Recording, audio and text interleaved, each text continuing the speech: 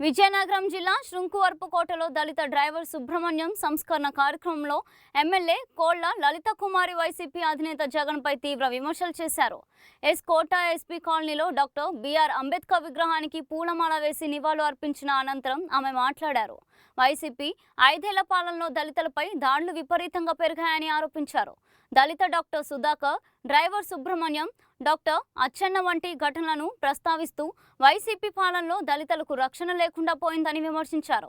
SC, ST sub plan నిధులు దారి మళ్లించారని ఆరోపించారు. కూటమి ప్రభుత్వంలో దళిత సమాజానికి పూర్తి రక్షణ కల్పిస్తామని తెలియజేశారు. ఇప్పుడు మీరు బుద్ధి చెప్పాలి. ఎవరైతే మన నాయస్సీలు అని అన్యాయం చేసి పట్టణ పెట్టుకున్నాడో ఆ కుటుంబాలకు మేము ఈనాడు భరోసా కల్పిస్తాం, భరోసా ఇస్తున్నాం. ఆర్థికంగా వాళ్ళని ముందుకు తీసుకెళ్తాం. ఎప్పటికీ జగన్మోహన్ రెడ్డిని మర్చిపోకూడదు. అతన్ని ఎప్పటికీ కూడా మళ్ళా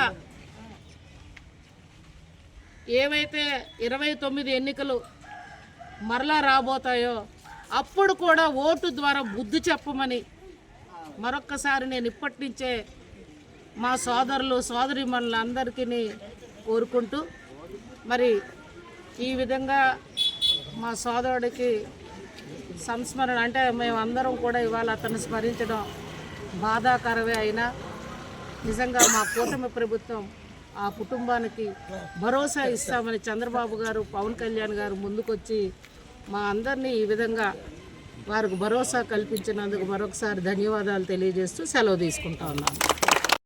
ఇవాళ సోదరుడు సుబ్రహ్మణ్యాన్ని చంపి ఇవాళ సుమారు 5 ఏళ్ళు చిల్లర ఈ రోజున చనిపోయాడు మా సోదరుడు. ఆయనకి ఇవాళ సంస్మరణ దినంగా మేమందరం ఇవాళ ఇక్కడ అంబేద్కర్ గారిని బాబు రాజ్యాంగాన్ని తమరు రాశారు, కానీ రాజ్యాంగంలో ఆనాడు జగన్మోహన్ రెడ్డి పరిపాలనలో జోహార్ ఎస్సీస్కి జరిగిన అన్యాయాన్ని ఇవాళ మేము ఒక పర్యాయం ప్రజలందరికీ చెప్పాలి. మరి ఆయన కుటుంబాన్ని ఇంకా మా కుటుంబ ప్రభుత్వం ఆదుకోవాలని, మరి ఇప్పటికే అతనిపై ఎవరైతే ఈ విధంగా హత్య చేశారో వాళ్ళని ఇప్పటికే అరెస్ట్ కూడా చేయడం జరిగింది. వాళ్ళకు బెయిల్ కూడా రాకుండా వాళ్ళని పూర్తి కారాగారంలో ఉంచాలని మేమందరం కూడా తెలుగుదేశం పార్టీ, కూటమి పార్టీ వాళ్ళు డిమాండ్ చేస్తూ ఉన్నాం.